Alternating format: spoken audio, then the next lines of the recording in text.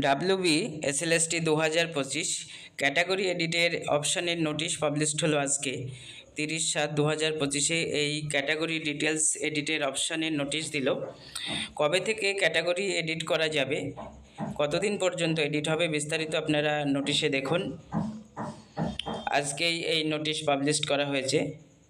SLST 2025 ফর্মে category edit করা যাবে আগস্ট মাসের 5 তারিখ থেকে 11 তারিখ পর্যন্ত।